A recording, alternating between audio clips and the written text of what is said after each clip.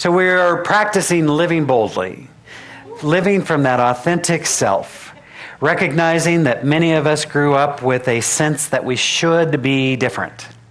We grew up with a sense of shouldness, that we should be more like our brother or sister or the kid down the street, or we should be taller or thinner, whatever. And so at some point in our life, we just say to ourselves, what the heck? I'm just going to be me. And we started our path, and we started a spiritual study. We started whatever process to begin to learn to live from that divine, authentic self. To say, what brings me joy? What brings me fulfillment? What is my gift to bring into this world? Because it is my fundamental belief that every one of us is a divine emanation of the one living Spirit, which is to say that each of us is a part of this infinite being that delights in its self-expression. The Spirit, God, divine being, whatever you want to call it, is wanting to make itself known, and so it needs a vessel, it needs a vehicle through which it can know itself and recognize itself in this world of form. And so each of us are these little sparks of the one infinite flame expressing into the world and becoming and allowing something to happen. So for some of us, we have some unlearning to do. Right? Some of us have to let go of some things. Some of us have to let go of old concepts that no longer serve us. Old concepts about ourselves, about our worth, about our lovability, about our inherent divinity. We may not have grown up in families or in situations where everyone said to you every day, you know what, you are a spark of the divine, go be who you are. Right? Anybody? Right? So I'm telling you, you are a spark of the divine. Go be who you are.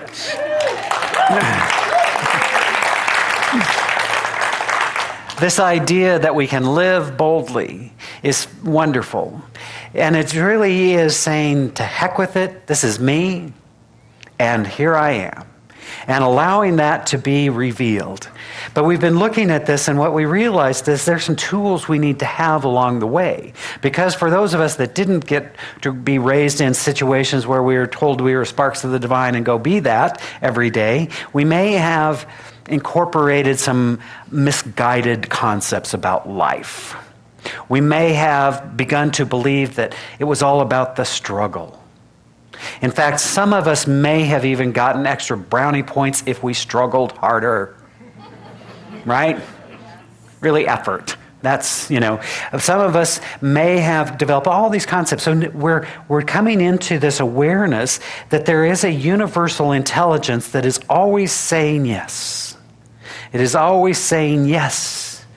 It says yes to the flower. It says yes to the planet. It says yes to everything, and it becomes that. And it is saying yes to us all of the time, no matter what. The question then becomes, what are we saying to it? And we say to it, oh no. And it says yes. You can't have it then, because you have proclaimed your littleness. So we're moving into a deeper spiritual practice. We looked at that, about this idea of pray deeply, which is really about practice deeply, about prayer and meditation and affirmation and learning to engage in a spiritual reality that is behind the things of form. You see, so often we are bound by our five senses, and we think that if we can't touch it and taste it and see it, then it doesn't exist.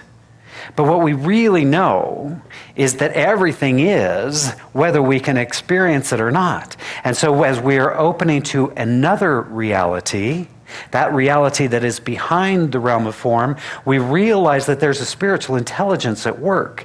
As we tap into that awareness and we realize that is who we are, then we find increased power, spiritual power, because we're allowing that magnificence to make itself known through us. We're taking off the shackles and becoming free.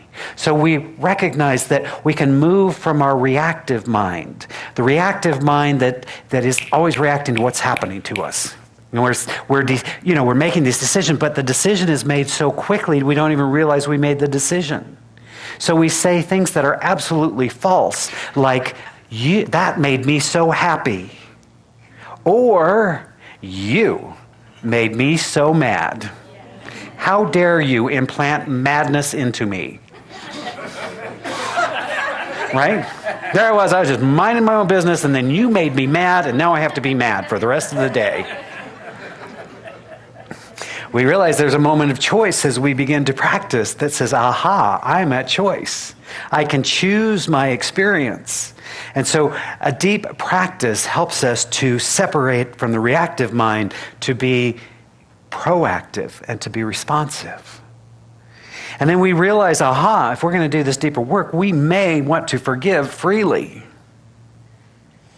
Because it turns out you can't carry all of that with you and expect to move forward quickly. Right? I like to refer to it as baggage. If I'm carrying all my baggage, it's hard to sprint. And if I'm carrying trunk loads and my parents' baggage and their parents' baggage, boy, you're not going anywhere quickly. So we have to begin to learn to let go. As Michael Beckwith says, sometimes about 90% of their spiritual growth is about letting go. And so we're allowing ourselves to choose love over every other option. We're choosing to love no matter what the circumstance. And as I like to be clear, we're not making conditions okay. We're not making behavior okay. There is a way to forgive and not condone inappropriate behavior. Sometimes we even need to make choices in our lives. I just want to say this. I'm going to say this right out loud. You have the right to not have toxic people in your life.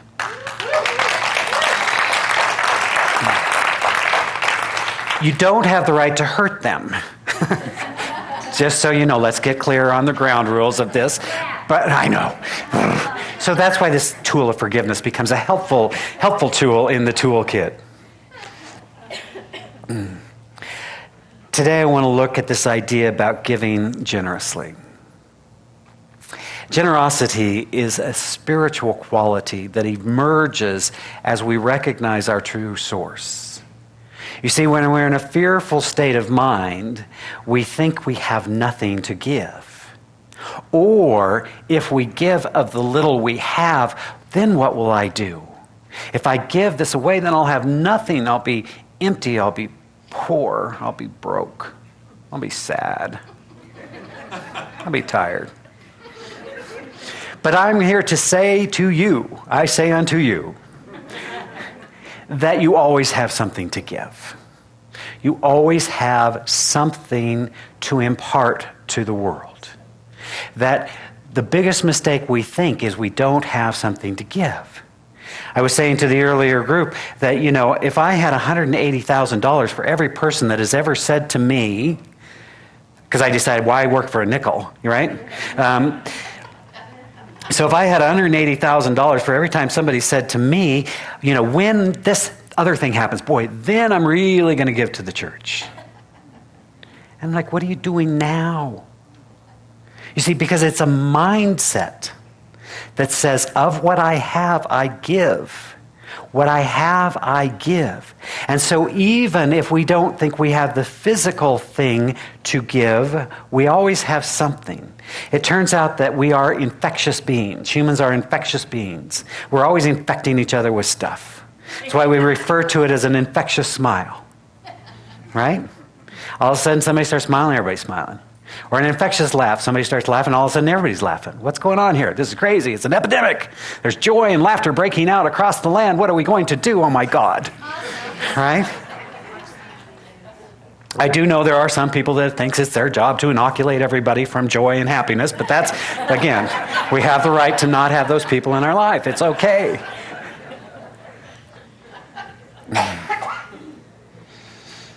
There's a mindset that goes with it. Just pulling up some stories of gratitude, and I love this.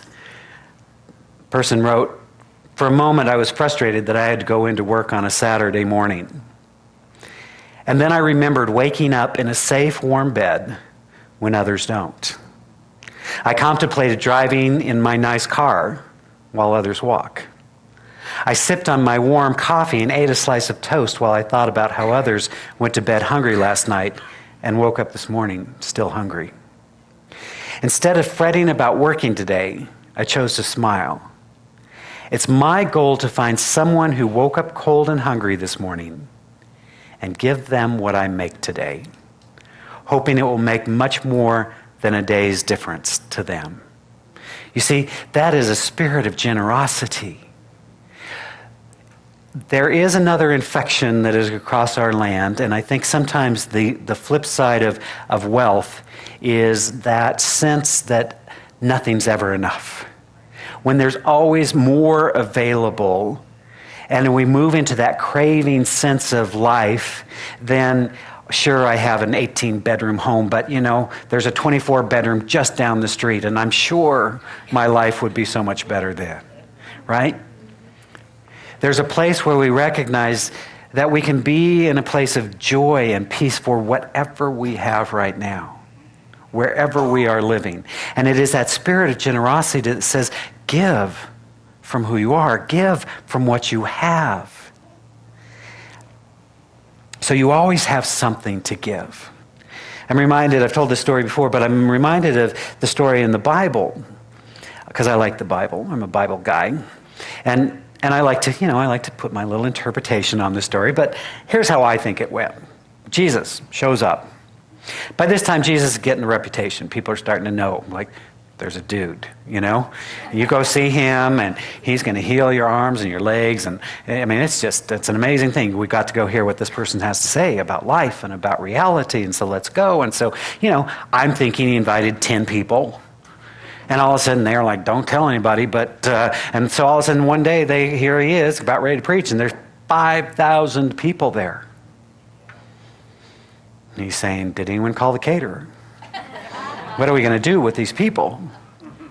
So the story says there wasn't enough to feed all the people who were longing and thirsting for this good news.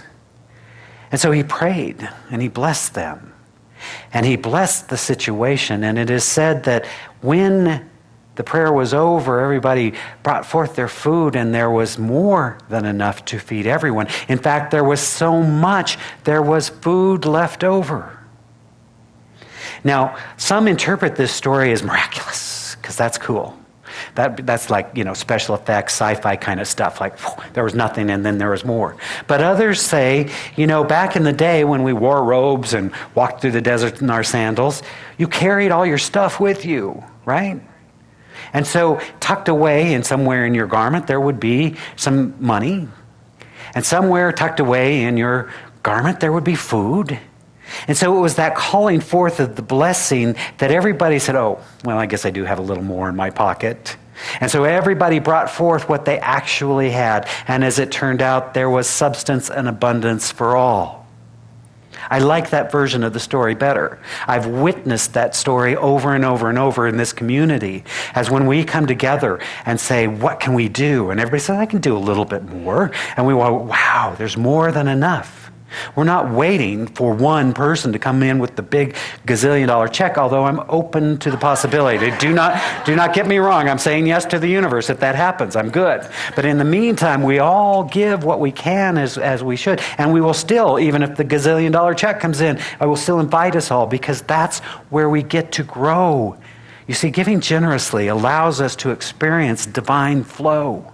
It is a state of mind that says there's greater good. I was touched by another story of a woman who said, I put an ad up on Craigslist stating that I was looking for a cheap laptop for my first semester of college. I'm 18 and I live by myself, so money is tight. An elderly man replied saying he had one for me and dropped off a nearly brand new laptop. He insisted that he wanted nothing in return. In his words, he said, I bought this 6 months ago, but I only use my desktop. It just sits around collecting dust. So now I consider it a good investment in a young, bright future. What do you think that woman gained besides a workable computer? The vision of possibility. You see, the spirit of generosity is not the stuff we give. It is the spirit that is behind it that allows us to expand what is possible. This whole idea I love about paying it forward. That's what changes the world, saying, I have good, let me give you good. Let me be a blessing in your life, and you go be a blessing to someone else. Isn't that a beautiful thing? So we invite you to give generously. We invite you to remember that you always, always, always have something to give. It may not be the big check, but do you have something? You know, it's interesting. I was talking to a friend of mine who's a realtor, and she said, you know, I'm always fascinated when I go into these homes that have gone through foreclosure, distress sales, that sort of thing. She says, you always see all this change laying around. It's a mindset. Like, that doesn't count. That's not money. Now, probably wasn't enough to pay the bill, but it's a mindset that sees that differently. When we recognize we always have something to give, we always have something to share, and it may start with nothing more than a smile. But if you practice smiling at 2 or 3 people every day, you create a ripple effect all around you. When you do something kind and gracious for another person, they do something kind and gracious for the other around them. And it starts to ripple forward. I'm always fascinated to hear the stories of how people's lives are touched, and then they touch others and they touch others. I'm mindful as I've been doing this. I was just thinking about this. So in 2016, we're going to have a party because I'm going to celebrate 25 years of ministry. And so, you know, because we need another excuse to have a party. So that's as good as any. But I've been around long enough that some of these kids that went to camp with me at 15 are now 39, which is amazing because I'm still 39. So I find that fascinating. Another miracle. And watching how these kids gained insight and wisdom and awareness of who they are, and now how they've moved that into the world, and how they're raising their kids, and how they're making good works in the world. And I think, wow, I was some part of that. I'm watching the kid that I took to his first camp when he was 11 years old. Goofy little kid, oh my God. And he was a cool kid, but he was goofy. And so the story goes, they went down to the beach. It was in Catalina Island. We had to go on the ferry across to Catalina Island and have this amazing experience. And so apparently he took a rock and he threw it up in the air, and guess what? It came down. And it came down on his head, cut his head open, and we had to rush to go get back on the ferry, go back to the mainland and get him in. He'll appreciate me so much sharing this story. He is now the chairperson of the Leadership Council of Centers for Spiritual Living. So that rock may have done a little permanent damage if he's, you know.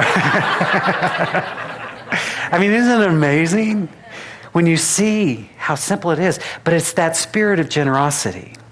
Now, here's the piece that you need to understand, is that we need, in order to give generously, we need to learn to practice receiving unconditionally.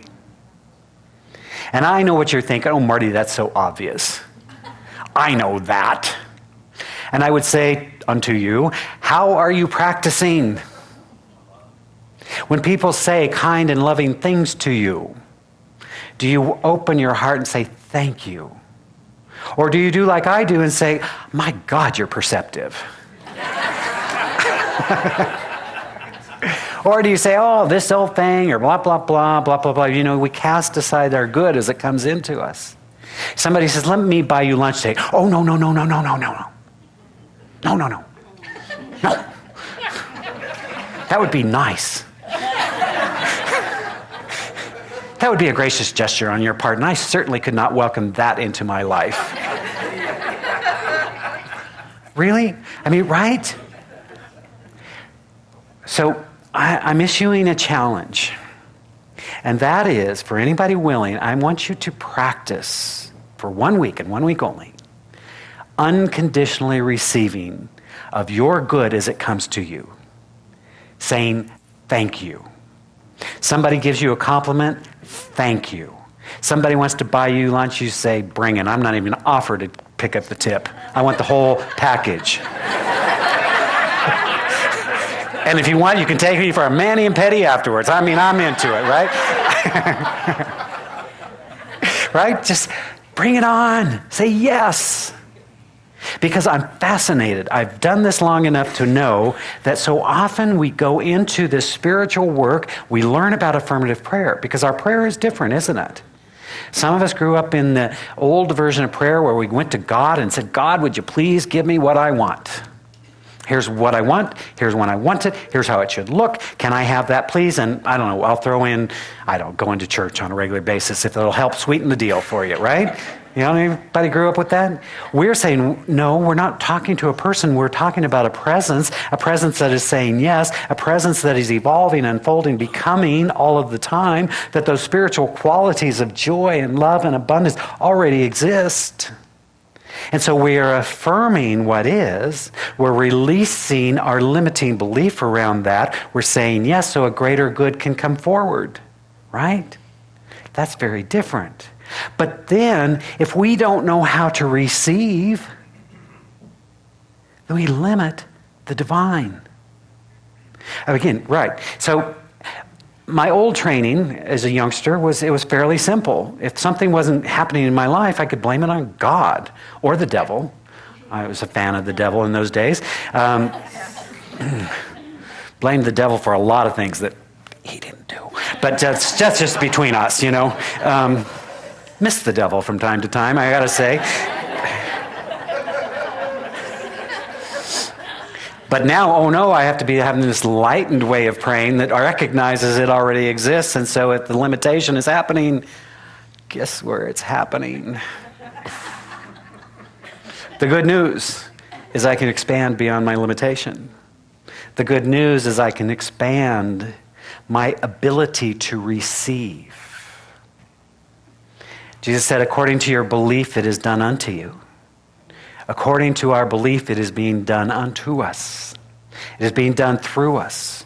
It is being done as us.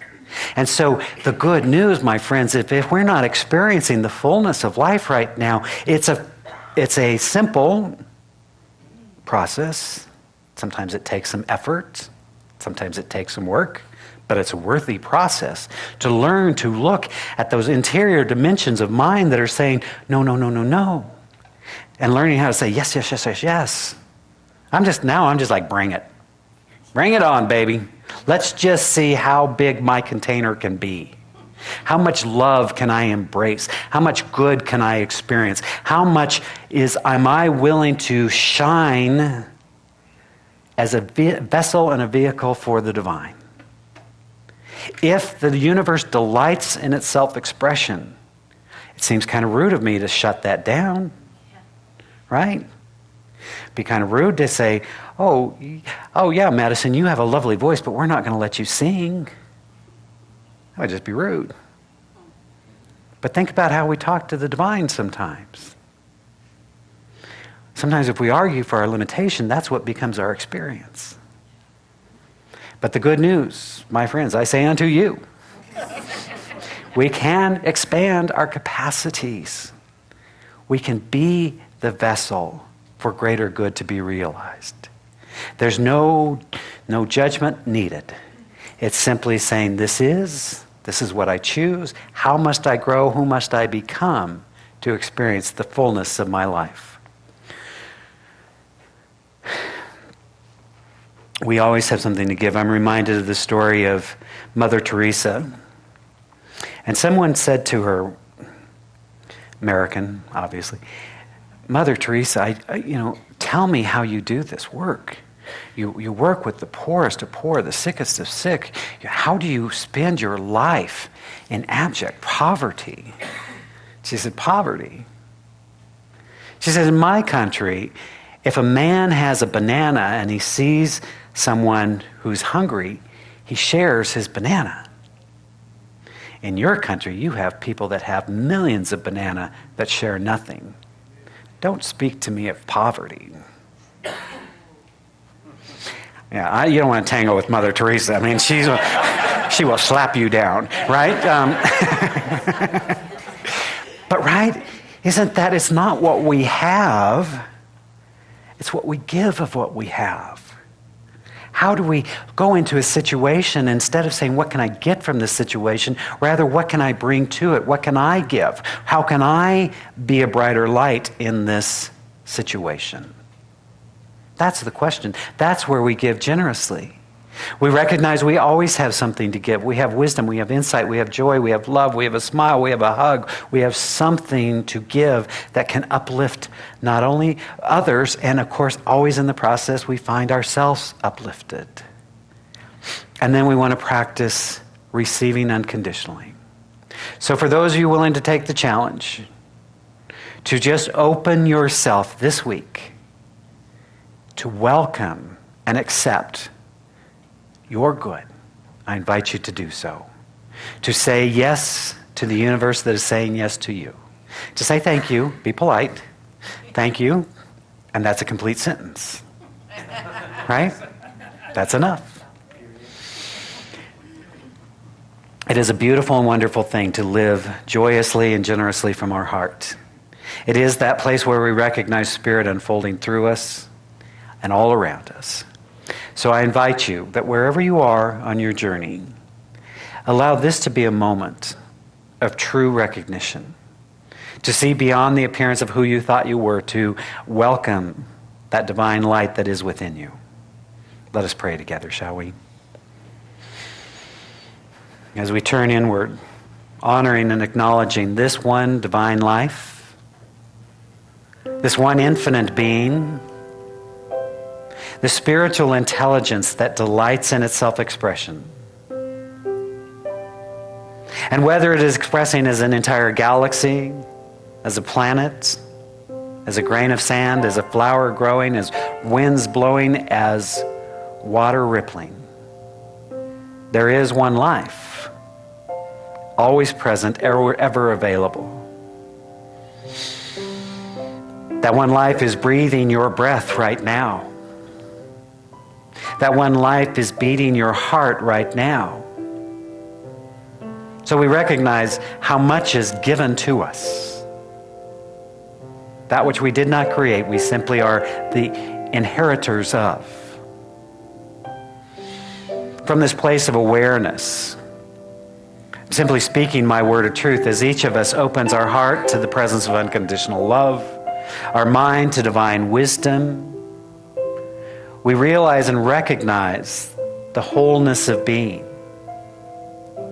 So we speak a word of truth this day. We are saying yes to this universal intelligence. We are saying yes to wholeness, knowing that that wholeness reveals itself as health, as well-being, as vitality.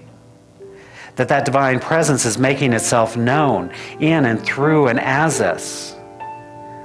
We're saying yes to abundance, for we know we are one with the source and the substance of all that is. The creative intelligence that is making itself known. We recognize right here and right now we are abundant beings. And so we joyously participate in that divine flow, joyously giving, unconditionally receiving. How good it is to feel the flow taking place through us. To know we are a part of some greater intelligence. We know that in truth the only reality is one of divine love. That anything unlike that is simply the absence of love. There is no spiritual quality opposed to love. There's simply the non-recognition. Much as darkness is simply the absence of light, so too fear is just the absence of love. And so in this moment we choose love. We choose to forgive ourselves. We choose to forgive those who we perceived as harmed us. We move into a greater state of well-being and recognition, allowing life to be life revealed fully through us. And so I'm speaking this word of truth. I'm speaking this word of truth for each of us gathered here. And I'm knowing that if there is a burden on your heart this day, this is the sacred moment to set it down, to let it go, to release, and allow the divine magnificence that is seeking to be revealed through us to happen. To claim and accept our greater good as an already accomplished reality. The The universe is saying yes, and we are saying yes to it, and it is good. So we recognize we are blessed, blessed beyond measure, and so it is natural and normal that we would extend a blessing. We bless this spiritual community, this Center for Spiritual Living, for we know that it is a divine idea unfolding in ways of joy, in ways of abundance, in ways of harmony, in ways of peace. We extend a blessing to our spiritual brothers and sisters around the planet. We're holding that high vision for a planet at peace, for a world that works for everyone. I'm accepting a breakthrough in consciousness that sees no other, that sees no border, that sees no difference, only the oneness of the human heart. And as always, we bless all priests, all rabbis, all ministers and teachers of every faith. For we know there is this one life, this one power, and that there are many pathways to understand its being. So we bless all priests, all rabbis, all imams, all teachers of every faith, celebrating the unity of God. How good it is to know this truth.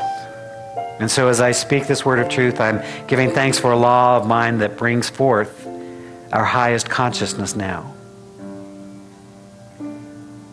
Knowing there's nothing more to do, I simply release this word, knowing that it is done. As together we say, and so it is.